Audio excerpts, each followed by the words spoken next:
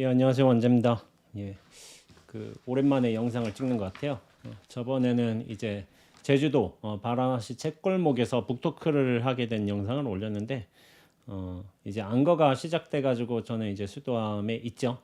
낙감에 머물면서 제 소임은 지전인데 관음전 기도를 하면서 지내게 될 거예요. 중간중간에 뭐 이제 공식 일정이 있으면은 외출을 하게 되고 그렇지 않은 이상은 거의 뭐 기도를 하면서 수도하면서 지내게 되지 않을까 이렇게 생각하고 있습니다. 날씨는 좋아요. 이 며칠 사이에 미세먼지도 없고 뭐 여름 구름이에요. 여름 구름. 날씨는 약간 더운데 낮에는 좀 있으면 뭐 장마가 시작이 되겠죠. 자, 오늘은 무슨 얘기를 하냐면은 숭산 스님의 법문집 가르침 형각스님이 엮은 부처를 쌓아. 그래서 이제 이 책도 좋아요. 이 책 좋아해서 틈틈이 하나씩 언급하면서 얘기해 보는 것도 좋을 것 같아요. 형각스님이 지금은 독일에 계시는 걸로 알고 있는데 당시에 이거를 언제 쓰셨지? 굉장히 오래 전에 쓰신 것 같아요. 이거 처음 보면은 2009년에 이제 희양산 봉암사 태고 선언에서 잠깐 계셨나 봐요. 정월대보름 때 계셨다고 하니까 정월대보름이면은 그 해jet날이네. 2009년. 정월대보름 해jet날에 이렇게 쓰셔가지고 2010년에나 나왔을 테니까 저는 이 책을 되게 좋아해서 이제 잘 보는 편입니다. 그리고 뭐냐면은 구체적인 경험 내용, 대화 내용, 사례 이런 것들이 있어야지 저는 재밌는 것 같아요. 이제 제가 여러 차례 언급한 바가 있지만은 관념적인 설명, 이해 저는 이런 거는 그다지 감흥이 없어요. 사실 알고 있는 내용이기도 하고 이게 어떤 경험적 사실로서 생생하게 드러나느냐 그것이 저한테는 굉장히 뭐랄까 감동이 있어가지고 그런 구체적으로 써주는 게 저는 그런 거를 글을 읽으면서 굉장히 좀 감동을 받는 편이에요. 이해는 뭐 저도 어느 정도 하고 있다고 생각하고 있기 때문에 그리고 저도 남들한테 이해시키는 입장에 있기 때문에 그런 것들은 당연히 정리가 됐고 근데 어떤 생생한 경험으로 살아난다면은 거기서 감동의 요소가 크지 않을까 저는 그렇게 생각하고 있어요. 그래서 저는 숭산 스님의 글을 좋아해요. 형각스님이 이렇게 엮으셨지만은 직접적인 대화가 있잖아요. 제자들과 어떤 사람들과 숭산 스님이 어떤 날카로운 질문 같은 게 있고 거기에 대한 세세한 설명도 있고 물론 이제 이걸 형각 스님께서 엮으셨지만은 엮은이의 안목도 굉장히 중요해요. 그 안목을 갖춰가지고 이걸 적재적소에 인연에 맞게끔 잘 엮어서 풀어내야지 그게 사실은 이제 글을 굉장히 잘 쓰는 거예요.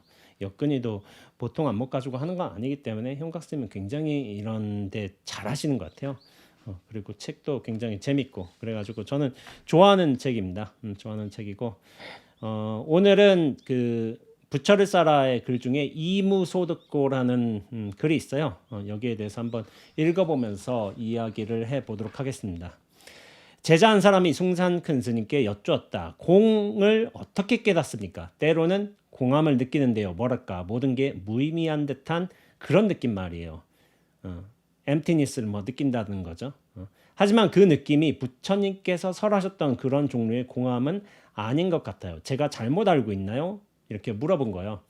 그러니까 내가 공함을 느껴. 뭔가 허전해. 무상한 것 같아. 이게 부처님 말한 공은 아닌 것 같은데 이런 식으로 알고 있는 거죠. 큰 스님께서 답하셨다. 내가 말하는 공함은 진정한 공함이 아니야. 일종의 공허감이야. 공허의 감각, 느낌인 거죠. 공허감은 느낌이나 조건에 대한 집착이 바탕이 돼. 그런 느낌이나 조건이 변하면 그 공허함이 없어지지라고 하는 거예요. 없어지는 느낌이나 경험인 거예요. 감각. 이런 건 진정한 공함이 아니죠. 그냥 내가 느끼는 어떤 일시적인 상태, 감정적 느낌 그런 것일 뿐이죠. 네, 그렇습니다. 제자가 대답했다. 그렇다면 진정한 공이 아니야. 진정한 공은 우주의 본질에 대한 직관이며 변하는 법이 없어. 우주의 본질에 대한 직관이며 의식, 뭐 순수 의식이라고 얘기하기도 하는데 의식 그 자체는 직관이죠. 그리고 변하는 법이 없어. 눈앞은 변하지 않습니다. 변하지 않아요. 그러나 많은 사람들이 자신의 집착만을 따라가 그러니 실망하는 상황이 일어나면 전부가 무의미하고 공허하게 느껴지지. 자신의 집착, 감정, 생각, 느낌을 따라가는 거예요. 그거는 계속 변하는 거잖아요. 어떤 나의 조건 따라서, 상황 따라서, 인연 따라서 계속 변하는 건데 그것을 따라가니까 그걸 불교를 이제 공허함이라고 느끼는 거죠. 예전에 불교를 약간 허무주의라고 이제 불교를 잘 모를 적에 어떤 철학자들이 그렇게 정의한 적이 있어요. 아마 서구 쪽에서 이건 철학이다, 공이다, 아무것도 없습니다. 나 자신의 실체 없습니다. 모든 것은 변해간다. 그러면은 뭔가 잡아질 구석, 의지할 여지 이런 게 없다 보니까 허무주의로 해석한 경향성이 있어요. 그리고 불교도 약간 잘못 받아들여진다면 세상에 대한 염세주의라든지 그리고 세계로부터 도망치다든지 그렇게 해석될 수가 있어요. 근데 이건 잘못된 거고 지금은 그런 것들이 많이 조정이 됐죠. 불교가 전혀 그렇지 않다는 거를. 근데 이거 생각해 보세요. 공허함을 느끼잖아요. 무상함을 느끼고 무의미한 것 같고. 근데 뭐냐면은 진정한 의미의 공이란 건 뭐냐면은 그런 느낌, 생각, 조건, 상태가 아니라 그 근원이 있잖아요. 근원. 내가 그렇게 공허함을 느껴. 무상함을 느껴. 그리고 이것을 벗어나려고 하는 어떤 자아가 있단 말이야. 자아. 이 자아가 사실은 그 자체로서의 속성도 공하다는 걸 완전히 깨닫게 된다면은 전혀 다른 의미의 본질적인 근원적인 공이 나타나는 거예요. 이걸 뭐 텅 비어 있음이라고 얘기하기도 하는데 근데 뭐 이거 불교에서 나온 말은 아닐 거야. 아마 천주교에서 나온 말일 거야. 텅 빈 충만이란 말이 있어요. 텅 빈 충만. 텅 비어 있는데 충만되어 있다. 근데 이 말이 불교에서 응무소주 이생기심하고 공적 영지하고 진공묘유하고 맞아떨어지는 말인 거예요. 텅 빈 충만. 텅 비어 있다. 그 근원 바탕은 비어 있다. 그러나 인연법들은 끊임없이 연결이 되면서 아주 가득하게 펼쳐져 있다. 가득히 있다. 이게 텅 빈 충만이고 공적 영지, 응무수주 이생기심, 진공묘유도 마찬가지인 거예요. 근원에 실체 없다. 둘 거 없다. 자리가 애초부터 정해진 바가 없다. 그런데 인연 따라서 일들은 계속 흘러가듯 펼쳐지고 있으니까 그런 얘기가 가능한 거죠. 근데 이게 뭐냐면은 정말 진공을 안다는 거는 뭐냐면은 나란 존재도 하나의 조건이라는 걸 알아야 되는 거예요. 이런 상태, 드러남 이런 것들을 확연하게 깨친다면은 진정한 의미의 공이죠. 근데 이제 대부분 공함을 느낀다, 허무주의다라고 착각하는 건 뭐냐면은 내가 어떤 대상을 쥐려고 하기 때문에 무언가에 의지해서 그것을 소유하려고 하기 때문에 그리고 관념화하려고 하기 때문에 그래서 문제가 되는 거예요. 그러니까 나란 중심을 가지고 어떤 느낌, 대상, 진리마저도 그렇게 대성화한다면은 그건 결코 진리를 알 수가 없어요. 자신이란 존재도 어떤 조건 상태에 의해서 이렇게 오온의 집정물이라고 하잖아요. 우리가 그런 상태에 있음을 완연하게 자각한다면은 근데 자각하려고 하면 이거 한번 벗어나야 돼요. 그게 벗어나야지만 나조차도 이런 인연의 결과물이었구나 라는 사실을 체득하게 되죠. 체득이라고 하기는 뭐 좀 그런데 맨 처음엔 그걸 알게 돼요. 그러나 이것도 무수하게 연습을 해야 돼요. 왜냐하면 자기 자신의 어떤 업습이 있는 거예요. 업습이 있어서 펼쳐졌다가 알았다가 다시 쪼그라들어요. 제가 쪼그라든다는 표현을 계속 하게 되는데 제 경험 느낌이 그렇다는 거예요. 계속 쪼그라드는 일이 저한테는 반복이 된다고 느껴졌기 때문에 되는 거예요. 근데 이제 허무주의라고 보는 거는 중심을 잡고 대상을 취착하려는 마음, 존재를 규정하려는 마음 여전히 이 근원은 붙들고 있는 거예요. 근데 이것이 해체돼야지만 진정한 의미의 공으로서 개합이 된다고 말할 수가 있는 거죠. 그렇게 해서 진정으로 공과 개합이 된다면은 공 자체가 공만 뜻하는 게 아닌 거예요. 애초에 모든 인연법들로 펼쳐져 있다. 공하지만 펼쳐져 있다. 그래서 텅 빈 충만 진공묘유 이렇게 되는 거예요. 근데 여기서 제가 계속해서 반복하는 말이지만은 비어져 있지만은 그 모든 인연법들이 나라는 통로를 통해서 보고 듣고 느끼고 생각하고 촉감하고 이런 것들로 다 구현이 되는 거예요. 구현이 된 거. 진리는 나를 통해서 구현이 되는 거예요. 이게 소중한 통로가 된다고 이런 식으로 얘기하고 있죠. 그래서 정말 통로로 잘 비워낼 수만 있다면은 이 세상의 모든 일들이 하나하나의 일들이 굉장히 진리의 일들로서 나타날 수 있지만 나 자신이 비워져 있는 만큼 그 진리의 일들이 무한하게 또 변해가고 창조될 수 있는 근원이 마련되는 거예요. 그래서 비워냄이란 게 굉장히 중요한 거예요. 머무를 바 없음, 비워냄, 실체 없음 이렇게 된다면은 나를 통해서 그 모든 인연법들이 끊임없이 새롭게 창조되는 근원, 바탕자리가 마련이 되는 거죠. 그래서 비우는 게 굉장히 중요한 거예요. 공이 없다는 게 아니라 우리가 할 수 있는 것은 어떤 의미에서의 자기 집착되는 요소, 잘못 생각한 요소, 전도망상 그런 것들을 내려놓고 비워놓는 게 우리가 수행이라는 작업을 통해서 할 수 있는 과정인 거죠.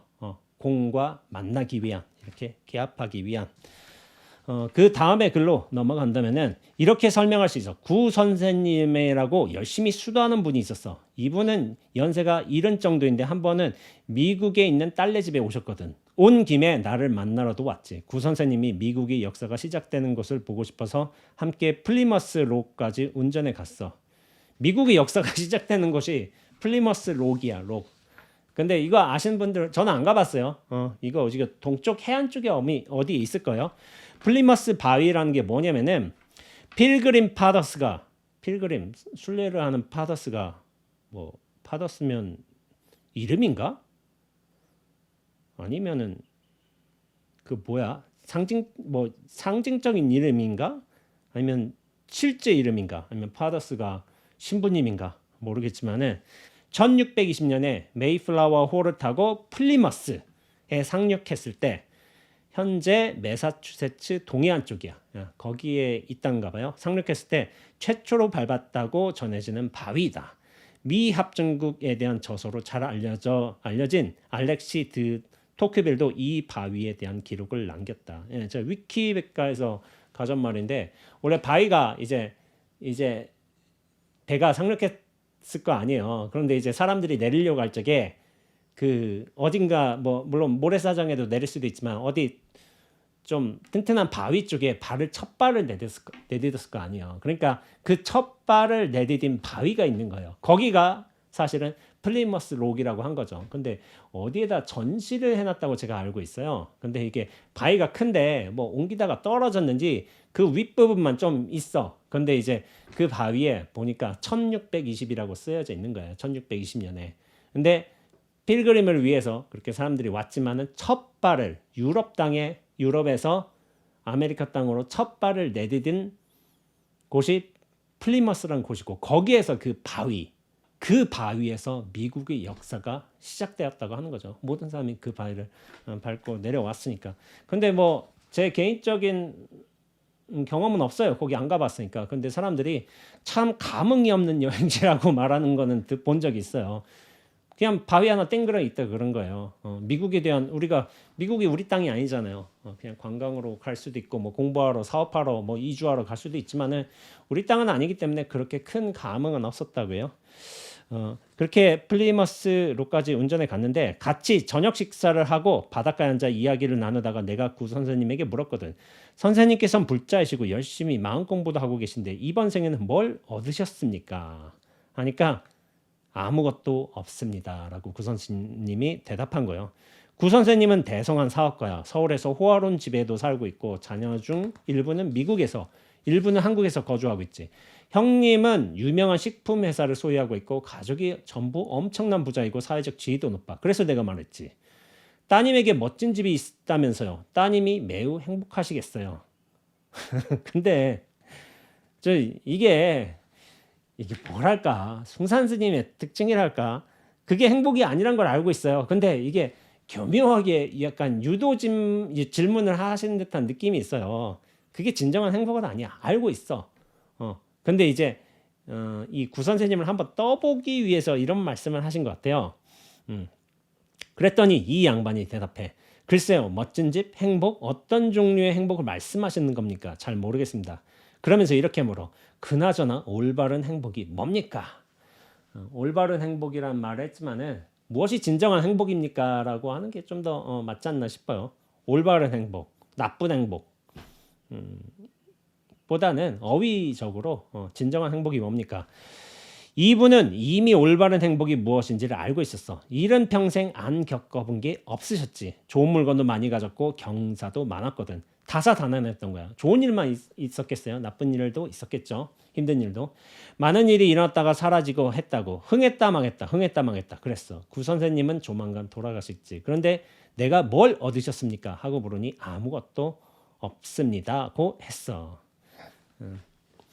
그러니까 이게 참 그런 거예요. 칠순이 되셨잖아요. 칠순이. 지금 칠순은 그렇게 뭐 연세 노년의 아마 시작이라고 봐야 될 거예요. 요즘에 60대를 노년이라고 보진 않아요. 70대부터 어느 정도 노년을 시작된다고 하고 있지. 지금 66, 67 이런 나이가 되신 분 있잖아요. 그런 분들한테 할머니 이러면 내가 무슨 할머니예요. 아직 창창하고만 뭐. 근데 손주 있으면 할머니 맞아요. 사실은 할머니 맞고. 근데 이제 할머니란 말이 아주 노인네라는 뜻이 있으니까 그거를 약간 꺼려하는 것 같아요. 근데 이제 60이 돼서 70이 돼서 70이 돼서 이게 좀 그렇긴 해요. 구 선생님을 제가 모르지만은 아무것도 얻은 게 없습니다라고 할 적에 이게 어느 의미에서 참 무상하다고 허무하다고 느껴지지 않을까 그런 생각이 들어요. 구 선생님이 아마 허무하다고 느끼는 어떤 대표적인 분의 예시로 그렇게 든 게 아닐까 하는 생각이 드는 거죠.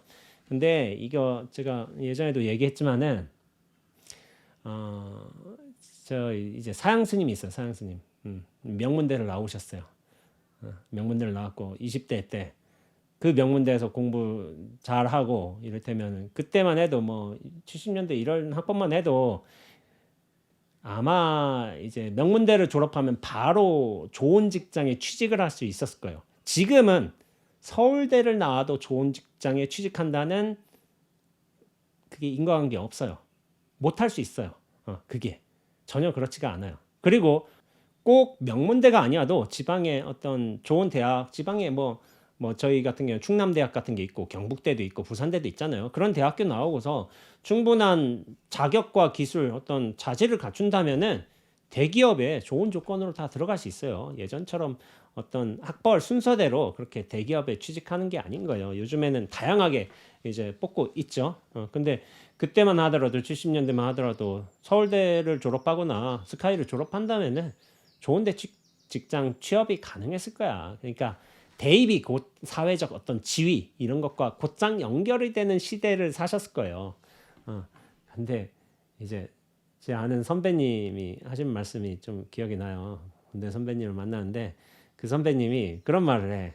뭐 이제 연대 경제학과인가 경영학과인가 나왔어. 그러니까 교수님이 이런 말을 한다는 거야. 과거에 이제 들어갔을 적에 여러분들은 여기 좋은 대학교 와서 뭐 서울대 경영학과라고 상관없어요. 이게 여러분들이 착각하지 말아야 될 게 여러분들은 사장이 되는 게 아닌 겁니다. 고용주가 되는 게 아니라 다만 고용주가 됩니다.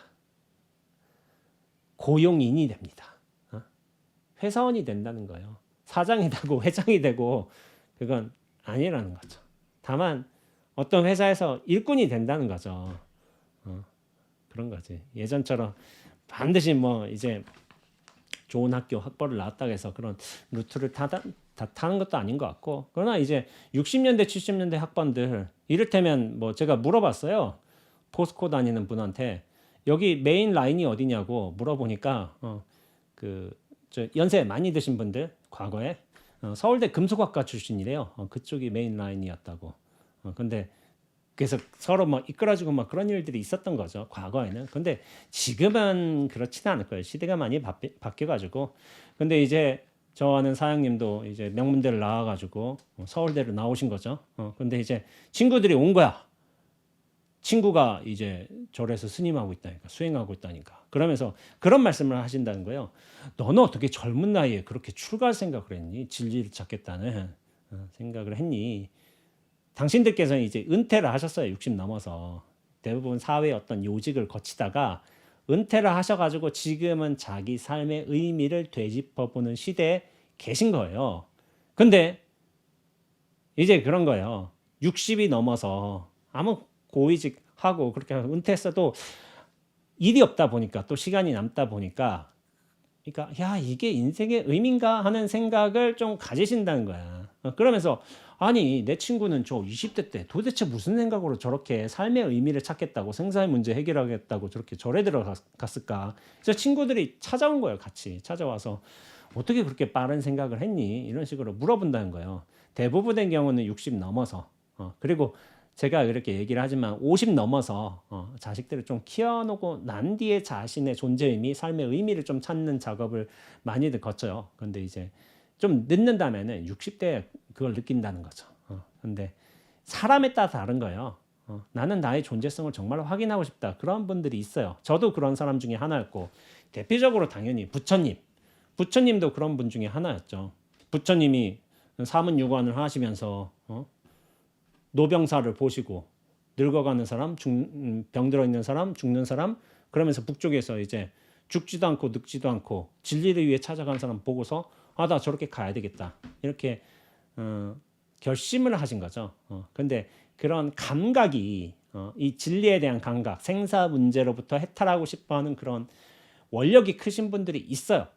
사람들 중에. 근데 좋은 생사의 일을 잘 이제 꾸며가고 싶은 사람이 있는가 하면은, 이 생사의 근원이 뭘까 이렇게 헤쳐가고 싶은 사람도 있는 거예요. 그러니까 많은 수행자들이 아마 그런 근본 문제, 마음의 근본 문제, 진리 문제를 해결하기 위해서 이렇게 출가하신 건데, 지금 제가 40 중반이니까 제 친구들 있잖아요. 되게 바쁠 때요. 애들 키우느라 바빠요 지금. 중학교, 좀 빠르면 고등학교도 갈 수가 있는데, 중고등학교 있어가지고 뭐 진짜 빠르면 이제 대학교 보냈죠. 시집장가를 일찍 갔다면은. 근데 이제 바빠가지고 또 아파트 평수 올려야 되고 등록금 내야 되고 뭐 해야 되고 바쁠 시기예요. 근데 이게 좀 한풀 꺾이면은 자신의 존재 의미를 또 찾아가기도 해요. 근데 이제 거기서 좀 큰 자극이 있어야 돼. 큰 자극이 뭐냐면은 내가 좀 아프다든지, 나 아픈 게 굉장히 진리를 찾는 데 도움이 돼요. 왜냐하면 이 몸뚱어리가 이제 온전할 때는 무슨 일이든 해도 됐는데, 여기가 온전하지 않으니까 야, 이게 그냥 산다고만 되는 게 아니구나. 이 조건이 무너지면 다 무너지는 거 하고서 몸에 대해서 더 아낀다기보다는 삶의 근원적인 의미를 찾는 방향으로 가는 분들이 있고, 그리고 몸이 내 몸이 아니고 다른 사람이 인연에 따라 죽는 걸 봐요. 급작스럽게 황망이 떠나가요. 그러면서 삶의 의미를 좀 돌이켜보는 분들이 많이 있어요. 그래서 패턴이 그렇다는 거예요. 50 초반에 보통 자기의 의미, 존재의 가치를 좀 찾아보는 게 있어요. 이 근원을 해결하는 거예요. 근원 문제. 이게 도대체 뭘까? 거기에 대한 의문이 생기는 거죠. 여기 현상적으로 드러난 결과물들에서 그런 게 아니라 이 근원을 찾기 시작한다는 거죠. 근데 이제 존재에 대한 자각이 시작될 적에 이렇게 그때서야 이제 어떤 의미에서 진정한 수행이 시작된다는 거예요. 근데 이제 저 같은 경우에는 제가 그것도 빠른 사람 중에 하나였는데, 그렇죠. 그러니까 제가 20대 때 출가를 했죠. 20대 출가가 아무나 이루어지는 거 아니에요, 지금 시대에는. 근데 제가 초반에, 예전에도 말씀드렸지만 대학생 때 노트에다 항상 live with death, 죽음과 함께 산다라는 이제 글귀를 항상 쓰고 다녔어요. 무슨 뜻인지 모르고. 근데 이걸 계속 반복했어. 나는 항상 죽음과 살고 있구나. 죽음과 살고 있구나. 죽음과 산다는 건 뭘까? 무엇이 죽어 있는 걸까? 산다는 건 어떤 의미일까? 뭐 살아있다는 건 진짜 살아있는 걸까? 뭐 이런 식으로 굉장히 의문이 많았어요. 그래서 습관적으로 이렇게 live with death라고 한 거예요. 근데 이게 좀 좋게 해석하자면은 live with death, 이게 진공묘유예요. 진공묘유. 묘유, 진공. 죽음과 함께 산다. 지금은 제가 뭐 죽음과 함께 산다라고는 얘기 안 하죠. 눈앞으로 산다. 이렇게 얘기하지만은 환히 열려 있지만 그때는 이제 약간 20대 초반에는 약간 우울하고 염세주의적이고 그런 요소들이 있었기 때문에 죽음과 함께 산다 이렇게 얘기하고 있는 것 같아요. 근데 이렇게 죽음과 함께 자기 실체성을 꽉 붙들고 있으면 여기에 매여 있으면은 삶의 일들만 그 드러난 결과물들만 계속 따라간단 말이에요. 그래서 큰 자극이 필요하던 거야. 자기 몸의 아픔이라든지 가까운 사람의 죽음이라든지 큰 어려움을 통해서 우리가 사실은 이 진리로 들어오는 문이 슬쩍 열리는 거야. 슬쩍. 거기서 근데 열린다고 되는 게 아닌 거예요. 자기가 기반을 잘 쌓아놨다면 그 열림의 정도도 크겠지만은 그 열림이 탁 왔을 적에 내가 그걸 받아들일 준비가 되어 있는가, 잘 비워놨는가.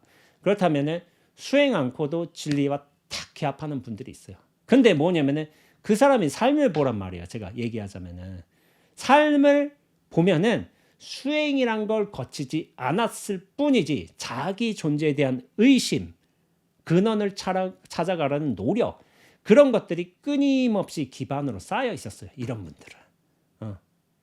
그리고 순수한 자기 몰입이 있어야 되고 근원적인 고민이 있어야 되고 의문이 있어야 되고 그런 기반을 잘 쌓아 놓으면은 환경계가 탁 났을 적에 진리엘도 훅 들어온 사람들이 있어요. 그러니까 삶을 보라는 거야. 삶을 본다면은 그 의심이라든지 존재의 어떤 본원으로 회귀하려는 노력이라든지 그런 것들 다 일체가 다 수행이었던 거야. 그러니까 공부 잘하는 사람 있잖아요. 괜히 잘하는 경우 없습니다. 잘할 만한 이유가 있어서 잘하는 거예요. 운이 좋아서 잘하는 사람 없어요. 치를 거 겪을 거 다 치러낸 사람인 거예요. 절집 관록이 높다고 해서 내가 선빵 뭐 이를테면 뭐 30한 거 제가 곧 있으면 30한 건데 30한 거라고 해서 내가 5한 거보다 훨씬 잘한다. 그런 거 없어요. 아무것도. 제가 얘기하지만은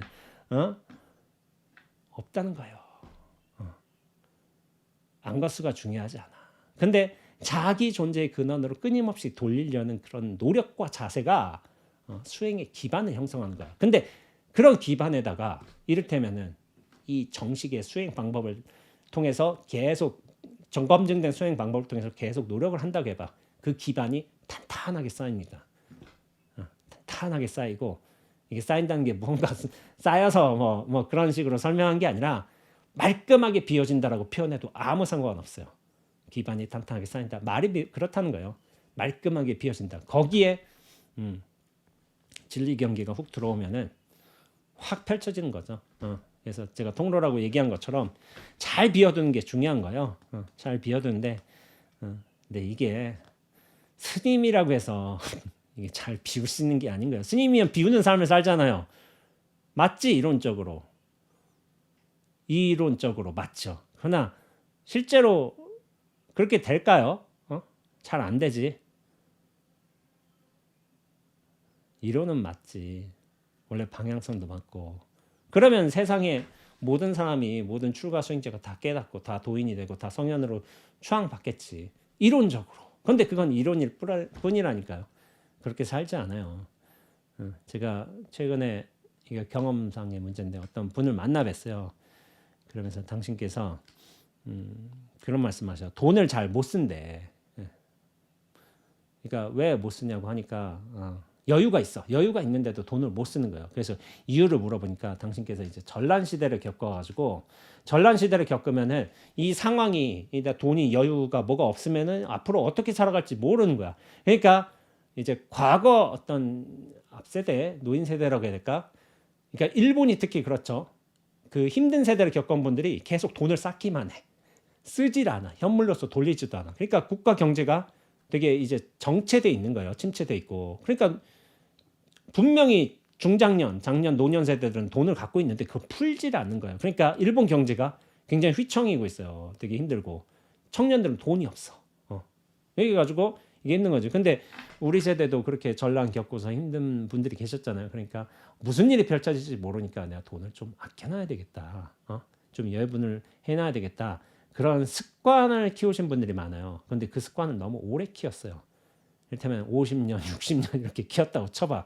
물론 자기 나이만큼. 근데 이제 그거를 쓸 줄 몰라요.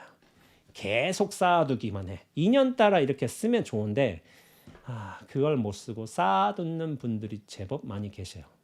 그러면서 내가 이유 때문에 이런 시대적 정황 때문에 내가 이렇게 됐다. 돈을 못 쓴다. 그러면서 앞으로 계속 모으실 거예요. 통장에 뭐 5억이 있든 10억이 있든 모으는 게 습이 돼버린 거야. 쓰지 못하고. 물론 그걸 제대로 2년에 맞게끔 써야 된다는 건 알고는 계셔. 근데 내가 시대적 정황이 이렇기 때문에 나란 캐릭터가 이렇게 형성이 됐다라고 말씀하신 분이 계는데 예 그렇군요. 그러신가 봅니다 하고서 이제 고개를 끄덕이고는 말았지만 사실은 그것도 잘못된 판단이에요. 왜냐하면 그럼 전란 시대를 겪었던 분들은 다 당신처럼 똑같이 사느냐? 아니에요. 개인의 어떤 노력 요소, 생각의 전환 요소, 그리고 의지의 요소를 통해서 다 그렇게 살지 않잖아요. 원리가 그렇다 쳐봐. 전란 시기 때문에 힘들기 때문에 다 비축해놔야 되기 때문에 다 그렇게 산다면 모두가 그렇게 살아야지. 근데 그게 아니라니까요. 2년에 맞게끔 그걸 풀어내고 돌리는 사람들이 당연히 있어요. 근데 이제 그건 뭐냐면은 이론을 들이대는 건 뭐냐면은 자신을 이제 변호하기 위해서요. 변호하기 위해서. 근데 그 습은 안 바뀌어요. 내가 이렇게 살아왔는데 쉽게 바뀌지 않습니다. 그래서 아마 끝까지 못 쓰시고 가실 거예요. 그렇게 될 가능성이 크죠. 그리고 제가 어떤 분 같은 경우도 이런 말이 있어. 재단을 만드시겠대. 그러면서 어려운 사람들을 돕겠다고. 어려운 뭐 수행자가 될 수도 있고 그러면서 재단이 이제 목표 금액이 막 20억인데 이제 다 모였다고. 이제 된다고. 그래가지고 그래서 얘 얼마나 남았습니까? 20억. 2, 3년이면 된다고. 다 끝냈다고. 그래서 제가 그 말 듣고서 금생에는 안 되겠네. 이런 생각을 했어요. 왜냐하면은 그 재단 20억 금액 모은다는 걸 제가 10년 전에도 들었거든요. 거의 다 모았다고. 근데 이제 안 돼요, 이게. 말만 이제 그렇게 되지. 곧장 시작해야 되는 거야. 곧장.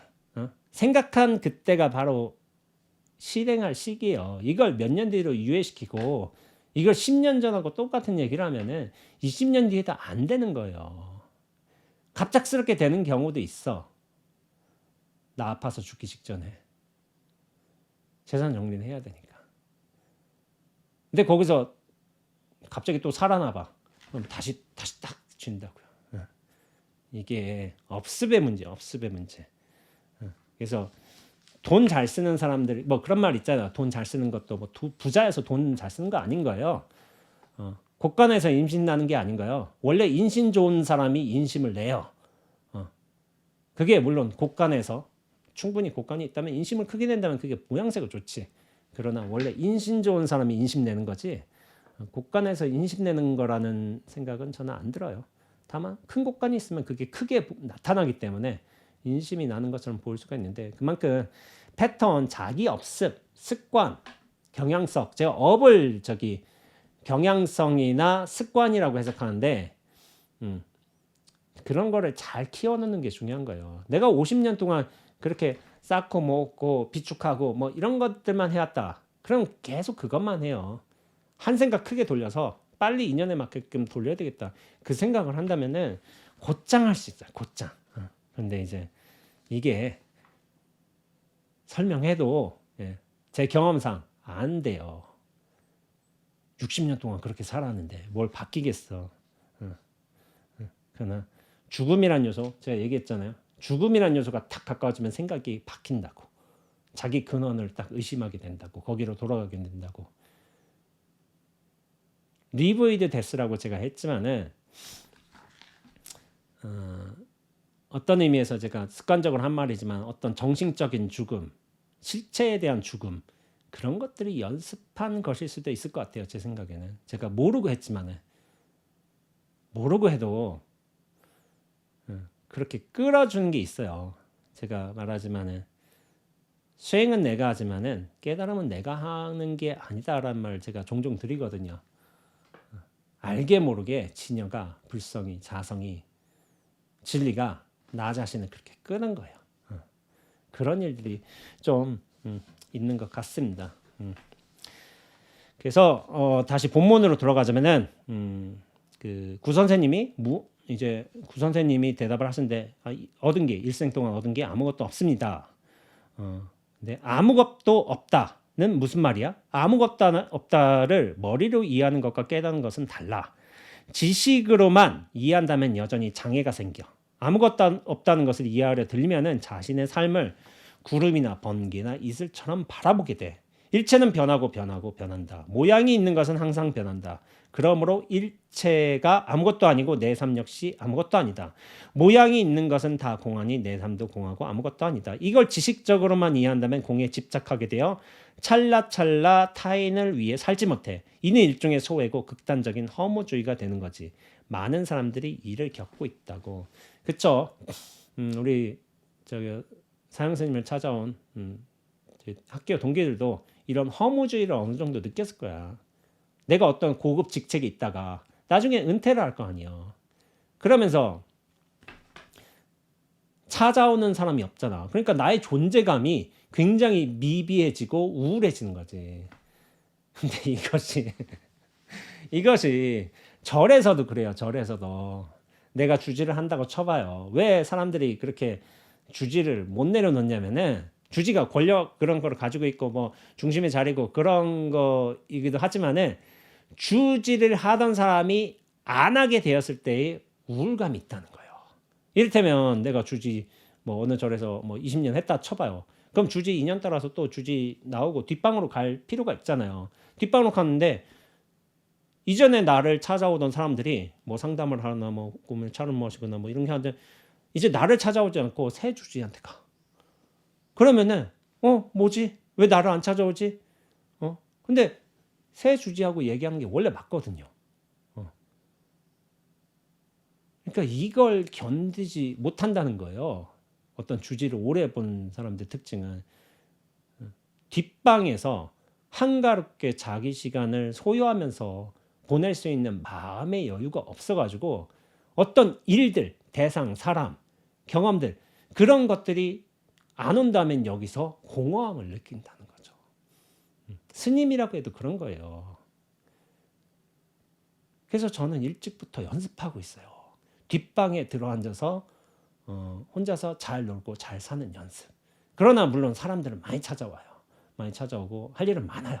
이래저래 할 일은 많은데 한가하기도 한데 뭐 할 일은 많아가지고 한가할 틈은 별로 없어요. 제 생각에는.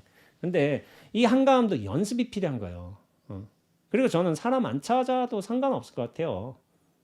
혼자서 잘 지내면 되지. 사는 갈 시간 늘어나고 뭐 이제 말하자면 뭐 다른 일도 할 수가 있고. 그러다 2년 따라 또 찾아온 사람은 뭐 잘 대해줘야 되죠. 공부인들이 있다면은 그런 것도 제 역할이어 가지고 그렇지만은 이런 허무주의 아무것도 없다라는 허무주의를 느끼는 거는 사실은 자기 존재감, 실체감을 갖고서 대상 내용물들을 경험했기 때문에 그러니까 이 근원, 실체감이란 근원이 사라지지 않았기 때문에 이게 허무주의가 되는 거예요.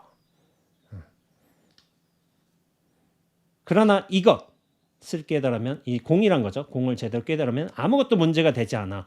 그렇게 되면 집을 가지는 것도 옳고 마음도 옳고 행동도 옳고 본성도 옳게 돼. 이게 공을 진정으로 깨달으면 아무것도 문제가 되지 않는다는 거예요. 송 선생님 말씀은 집을 가져도 옳고 마음을 가져도 옳은 거예요. 이런 마음 저런 마음 가져도 옳은 거예요. 우리가 삼진치 삼독이라고 하는데 탐심을 해도 옳고 이게 뭐냐면은 어리석어도 옳고 진치 화를 내도 옳다는 거야. 근데 뭐냐면은 공에 기반해서 옳다는 거야. 공에 기반해서. 이 텅 비어서 자성이랄 게 없다. 실체랄 게 없다. 이게 확연하게 확인이 된 상태에서는 제가 말하자면 나란 통로를 통해서 탐을 해다. 야, 저 꽃 이쁘다. 꽃 꺾어서 여기다 얹어놓을까? 이 불단에 올려놓을까? 그걸 누구는 탐이라고 볼 수도 있잖아요. 근데 거기에 집착하지 않고 2년 따라 행하고서 또 다시 회항할 수 있으면은 그게 나쁜 게 아니라니까. 사람이 어리석어서 어떤 것에 집착해 있어. 자기 정신을 못 차리고 있어. 그러면은 나란 인연을 통해서 화를 내면서 저 사람이 정신 번쩍 들게끔 만든다면은 그것도 자비라니까요. 자비. 화내는 게 아니야. 어. 탐진치 삼독이 정해져 있는 것 같죠. 탐진치가 문제가 될 때는 뭐냐면은 나의 실체성에 갇혀 있다는 그게 탐진치가 문제가 되는 거예요. 그러나 실체성을 두지 않고 머무는 바가 없고 집착하는 바 없이 탐진치를 쓴다면은 이거는 자비를 쓰는 것도 마찬가지야. 애초부터 잘못된 게 없으니까. 그래서 탐진치 삼독이 참나라고 뭐 노장님께서도 저희 은사님께서도 그런 말씀을 하신 거예요. 탐진치 삼독이 버려야 할 어떤 인간적인 요소, 중생 번뇌적 요소 그런 게 아니라 이게 사실은 진리 그대로 드러난 것이다. 이렇게 말씀하신 거예요. 근데 그것이 진리 그대로 드러난 것이다라고 얘기를 한다면은 내 자신이 턱하니 환하게 비워져 있어야 된다는 조건은 필요해요. 조건. 그래서 제가 이 차이를 말씀드려 볼게요. 구 선생님이 아무것도 없습니다라고 얘기했잖아요. 근데 우리가 정말 진리에 밝다면은 공으로서 개합을 한다면은 아무것도 없습니다라고 얘기하지 않고 눈앞으로 환히 열려 있습니다라고 얘기할 수 있어요. 아무것도 없다는 건 뭐냐면은 내가 무언가를 쥐고 의지하고 잡을 수 있는 무언가 대상 요소가 있어야 된다는 거잖아요. 마음의 느낌 요소. 그게 없다고 판단한 거야. 근데 나로부터 벗어나서 이 전체성으로 환히 열려 있다면은 뭐냐면은 모든 일들이 인연에 맞게끔 잘 펼쳐지고 있는 거예요. 애초부터 잘못된 게 없어. 그리고 나란 존재의 어떤 기반, 실체를 이렇게 탁 걷어낸다면은 세상의 모든 인연들이 제가 명선이라고 했나? 밝게 드러난다. 밝게 펼쳐진다. 아마 벽암록에서 제가 그 구절을 아마 썼을 거예요. 세상의 모든 인연법들이 밝게 드러난다. 펼쳐진다가 되는 거예요. 그거를 나는 확연하게 보는 거고. 이러할 적에 이제 이론적으로 관찰자 주시자 이런 말들을 해요. 근데 저는 그런 말 별로 안 좋아해요. 왜냐하면 그건 뭐랄까 또 뭐를 세우는 것 같아. 세우는 것 같고 약간 그런 식으로 설명하는데 환히 드러나는 것이 보이는 거죠. 느끼는 거고. 거기에 뭔가를 또다시 세울 필요는 없어요. 근데 이게 중심이 변화인 거예요. 그래서 제가 나 아직 열리지 않은 선물 이 책에서 131페이지에 짧고도 강렬한 글귀로 이렇게 했죠. 깨달음이라는 것은 나라는 작은 중심에서 벗어나 중심 없는 중심으로서 이 커다란 전체로 안목이 확장되는 과정입니다. 나에 갇혀 산다면 세상은 온갖 의문투성이겠지만 진정한 깨달음에 도달한다면 세상의 그 모든 일과 존재는 명백한 답으로서 생생하게 펼쳐지게 될 것입니다. 밝게 펼쳐지는 거예요. 그런 것들이 확연해지는 거죠. 그래서 틱나탄 스님의 삶의 지혜라는 책에서 한번 글귀 몇 개를 좀 인용해 보자면은 이래요. 우리 스스로를 동떨어진 자아나 개별의 존재로 인식할 때 자신의 생각이나 신체를 나 자신과 동일시하게 됩니다. 몸과 생각을 나 자신으로 동일시하는 거죠. 내 몸의 주인이자 윗사람이 된 것 같은 인상을 갖게 되는 것이죠. 이거 내가 갖고 있어. 내 거야. 라고 착각하는 거죠. 이거 드러난 건데 사실은. 드러나고 잘 펼쳐지는 건데. 뭔가를 생각하거나 일을 하거나 숨을 쉴 때마다 우리는 누군가 혹은 그 행위를 하는 사람이 존재하고 있다고 굳게 믿습니다. 누군가 행위를 이끄는 존재가 있다는 것이죠. 하지만 바람이 분다고 해서 일부러 바람을 만드는 누군가 존재하지 않습니다. 그저 바람만이 존재할 따름이고 바람이 불지 않을 때는 그저 바람이 불지 않는 것뿐입니다. 비가 온다라고 말할 때도 마찬가지로 그 비를 내리기 위해서 누군가 필요한 것이 아닙니다. 그렇다면 비를 내리게 하는 이는 누구일까요? 비는 그저 비일 뿐입니다. 비가 그냥 비가 오는 것일 뿐이죠. 우리가 하는 행동도 마찬가지입니다. 우리 행동을 만든 사람도 없을 뿐더러 흔히 자아라는 것도 부른 것도 존재하지 않습니다. 우리가 생각할 때는 그저 생각을 하는 것입니다. 일을 할 때에는 그저 일을 하는 것이죠. 숨을 내쉴 때는 그저 숨을 쉬는 것뿐입니다. 어떤 행동을 할 때에도 그저 행동을 하는 것입니다. 그러니까 나란 존재가 실체로 있기 때문에 그 실체를 붙들고 있기에 다른 대상, 절대적인 존재를 상정하는 거예요. 그러니까 신이라는 개념이 나온 거죠. 나란 존재가 실체로 있어. 근데 나란 존재의 실체가 확 무너진다면은, 그 실체성이 딱 비어진다면은 신은 모양과 형상, 소리가 없잖아요. 물론 이제 그런 형태로 드러날 수 있어요. 가장 방편으로서. 신은 원래 이 눈앞이라는 공적함인 거예요. 근데 나란 실체를 갖고서 이 공적함을 만날 수는 없어요. 불가능하지. 근데 나란 실체를 확 비워내면은, 이 실체성을 두지만 않는다면 이 공적함, 통로가 비어진 것처럼 확 만나게 되는 거예요. 그러면서 신의 뜻이, 신의 섭리가 나를 통해서 구현이 되는 거죠. 구현이 어떻게 되겠어요? 되게 쉽죠. 이렇게 되고 이렇게 되죠. 이게 신의 구현인 거예요. 신의 구현. 근데 나만 그렇겠어요? 저 새도 신의 구현 아니겠어요? 저 바람에 저 흔들리는 나뭇잎도 신의 구현 아니겠어요? 신이 모든 인연법 따라서 그렇게 구현이 된다는 거예요. 구현이 된 거. 거기엔 어떤 뜻이란 것도 없어. 근데 인연에 맞게끔 그렇게 알맞게 펼쳐져 있는 거죠. 근데 나란 존재로 착각하고 있다면 그 다른 존재가 뭔가를 조종하고 있다. 그래서 하는 거죠. 근데 신의 뜻을 알려고도 어떻게 돼요? 신의 뜻을 알 수는 없어요. 내 뜻을 비워낸다면 신의 뜻으로 드러날 뿐인 거예요. 드러날 뿐.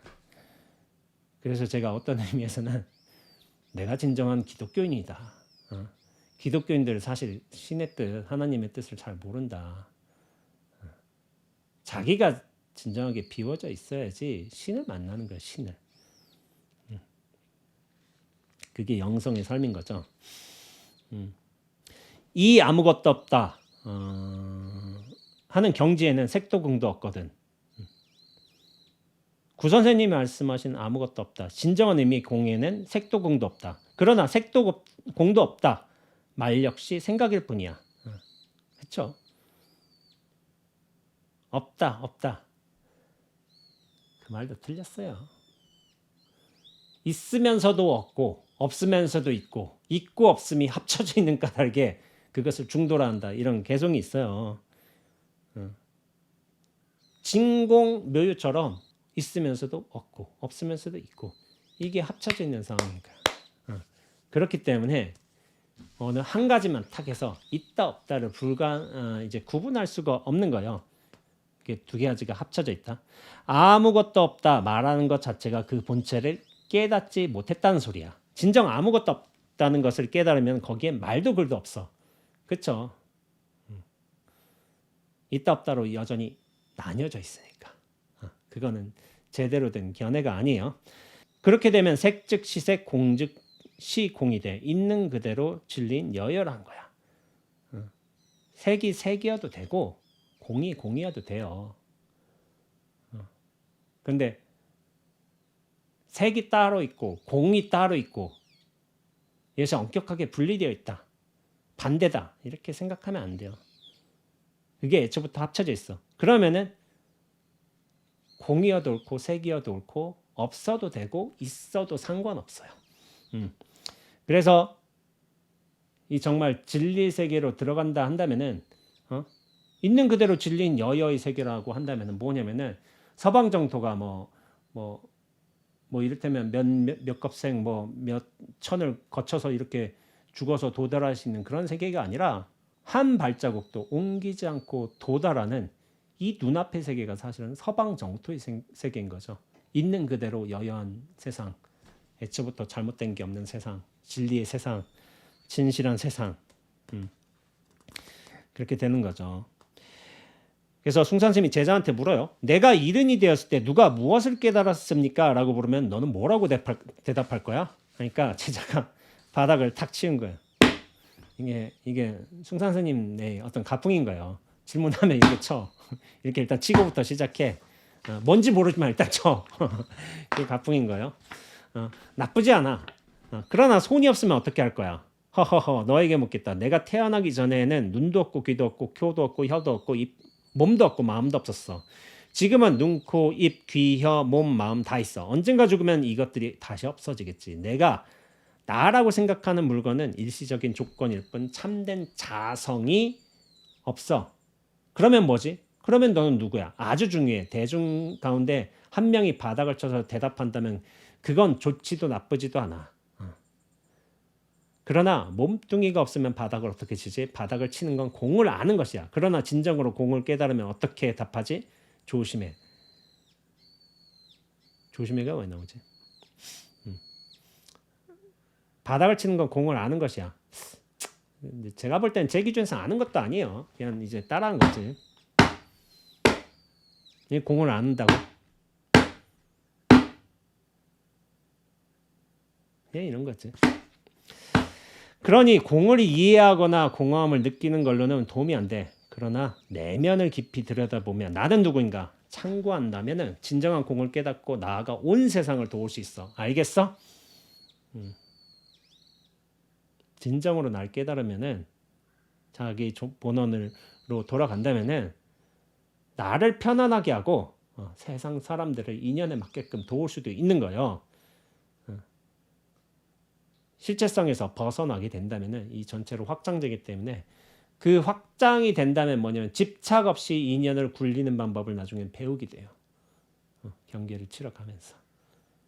그러면서 자기 인연에 맞게끔 역할을 한 거지. 그러면서 그때부터 온전한 중생 놀이가 시작되는 겁니다. 그래서 제가 이 책의 제일 마지막에 이런 글귀를 넣었어요. 나 아직 열리지 않은 선물. 마지막에 큰 글씨를 뭘 넣었냐면은 중생을 버리고 부처를 구하는 것이 아닙니다. 중생을 벗어나야만 부처가 되는 것도 아닙니다. 중생의 일을 떠나지 않았는데 이미 부처를 구현하고 있음이 스스로 명백하게 확인되어야지 비로소 진정한 깨달음입니다. 애초부터 중생이 잘못된 게 아니에요. 번뇌도 틀린 바가 없어. 걷어낼 바가 없어. 탄짐치도 오염되어 있는 게 아니야. 단 하나 나라는 실체감에서 이 착각에서는 벗어날 필요는 있어요. 그거 하나만 할 뿐이지. 그러면 중생도 애초부터 오는 거예요. 번뇌도 옳고 탐진치도 오라. 근데 중생, 나란 중생과 번뇌 이런 생각과 탐진치란 어떤 삼독을 인연에 맞게끔 쓸 뿐이라니까. 인연에 맞게끔. 그게 지혜인 거예요. 그게 지혜. 인연에 맞게끔 잘 굴리는 거. 번뇌와 차별되는 반대되는 지혜가 따로 있는 게 아니라 그런 착각에서 벗어나서 이렇게 드러난 인연법의 일들을 잘 굴리는 거를 지혜라고 부르는 거예요. 지혜라고. 그래서 제자는 가르침 감사합니다라는 말과 함께 절을 올렸다라고 하면서 글이 끝나게 돼요. 글이 끝나게 되는데 제가 책에서도 언급한 바 있지만은 반야신경에서 그 카일라스 산을 오르는 그 성자 밀라레빠와 이제 뱅교의 어떤 성자와의 어떤 대결이 있어요. 카일라스 산을 오르는 그 대결에서 나중에 밀라레빠가 승리하는데 그러면서 이제 그 마지막에 제가 이런 말을 썼죠. 반야신경에 대해서 누가 반야신경에 대해서 물은 거예요. 여러분들 반야신경 다 아시잖아요. 마반야 바라밀다신경 관자재 보살이 조견 밝게 비춰본다. 오온이 모두 공함을 비춰본다 이렇게 해석되고 있잖아요. 근데 반야신경이 대승의 공사상을 핵심적으로 요약해서 260자로 설한 거예요. 근데 이 반야신경 중에서도 가장 핵심이 되는 말이 무엇이냐? 라고 예전에 누가 물은 적이 있어. 핵심되는 말. 근데 거기에 대해서 제가 공이라고 할 수도 있고 색즉시공이라고도 할 수도 있고 반야바라밀다라고 할 수도 있고 뭐 무휴공포라고 할 수도 있는데 무소득이라고 했어요. 무소득. 얻을 바가 없다. 얻을 바가 없다. 이무소득고 보리살타. 사실 이무소득고에서 이 얻을 바가 없는 까닭에라는 뜻인데 그냥 얻을 바가 없다라고 무소득이라고 이렇게 정의를 했는데 왜냐하면 이미 완벽하기 때문에 이미 완벽하게 펼쳐져 있기 때문에 그래서 얻을 바가 없다는 거예요. 근데 그렇다고 아무것도 해서는 안 된다. 할 필요가 없다. 그렇게 말하는 거 아니야. 착각은 걷어내야 돼요. 착각 하나 걷어내면 되는 거예요. 그러면은 이미 명백하게 그 모든 일들이 환하게 펼쳐져 있음을 스스로 확인하고 누리면서 거기에 안정감을 느끼면서 그리고 거기에 잘 적응해 들어간다면 이 드러난 일들을 잘 굴릴 수가 있다니까요. 이렇게 이게 굴리는 재미라니까. 이 재미가 있어요. 재미가. 그래서 무소득이 가장 중요하다라는 식으로 얘기하고 있지만 그러나 그 무소득도 그냥 되는 건 아니고 실체성을 걷어내려는 노력은 필요하다. 그래서 수행을 꾸준히 해야 된다라고 저는 얘기하고 있습니다. 예, 오늘 숭산 스님의 이무소득고를 얘기했고 다음에 또 이제 다른 책 내용물로 이제 텍스트를 가지고 한번 이야기해 보도록 하겠습니다. 예, 여름 이제 더워지기 시작하는데 몸 관리 잘 하시고 건강하시고 그리고 뭐 제가 이 책 뭐 보신 분이 있으시다면은 뭐 좋게 보셨다면은 뭐 좋은 일이겠고 뭐 그렇게 많이 잘 팔리진 않은 것 같은데 옆에 좀 읽어보시라고 뭐 좋게 보셨다면은 이렇게 권유도 해보시고 교보문고 예스24 뭐 알라딘 같은데 서평을 하고 있는데 당신 뭐 블로그나 뭐가 SNS가 있다면 그런데 짧게나마 서평해 주신다면은 다른 이들이 좀 이제 좀 관심을 가지는데 도움이 되니까 그런 것들도 한번 해주시면은 좋겠다고 제가 이렇게 구걸을 한번 해 봅니다. 가지고 여름 초입인데 몸 건강하시고 다음 시간에 또 뵙도록 하겠습니다. 예, 수고하셨습니다.